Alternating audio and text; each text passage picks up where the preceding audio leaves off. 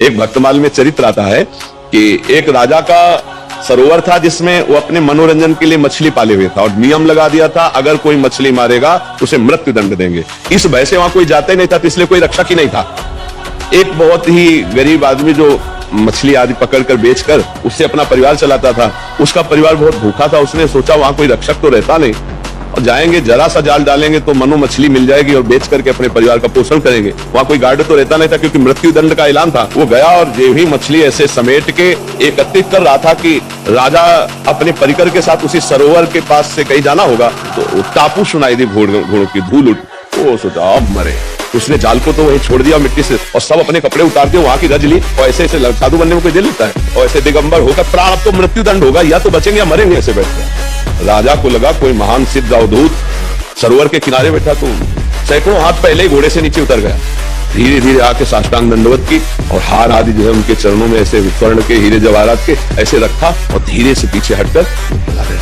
जब घोड़ों की टाप दूर सुनाई दी चला गया तो आंख खोल के धीरे से देखा तो हीरे जवाहरात। उसने विचार किया खाने को नहीं था, नकली बाबा जी बना तो हीरे जवाहरात मिल गए, यदि असली बाबा बन जाऊंगा तो क्या मिलेगा। उसने हीरा जवाहरात ले लिए, संसार को छोड़कर भगवान का नाम लेते सच्चा संत बन गया। उसने विचार किया जब नकली बना तो मुझे हीरा जवाहर राजा प्रणाम करके गया जब मृत्यु दंड मिलना था, अगर मैं असली भक्त बन जाऊंगा तो क्या मिल जाएगा। हमारा हृदय बस यही रहता है कि जाते जाते पता नहीं कब जाना हो जाए। डायलिसिस से शरीर चलता है, जाते जाते हमारे देश को कुछ मिल जाए, हमारी जनता को कुछ मिल जाए और वो स्वस्थ हो जाए, वो विचारवान हो जाए, उनका मंगल हो जाए।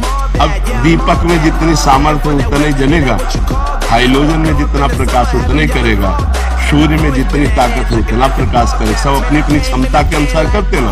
तो ये भागवती क्षमता है जो आप लोगों को परिवर्तित कर रही। भगवान निमित्त बना रहे हैं इधर और काम स्वयं वो कर रहे हैं। और पक्का जो उपहास करते हैं उनका भी मंगल होगा, जो आज निंदा करते हैं उनका भी मंगल होगा। कल वो परिवर्तित होंगे पक्का क्योंकि जब हम स्वार्थ रहित होकर के ये बात करेंगे ना तो वो उनके ऊपर चढ़ जाएगी और उनका मंगल करेगी। ऐसी घटना घटेगी, वो एक बात मान लेंगे, पक्का समझना।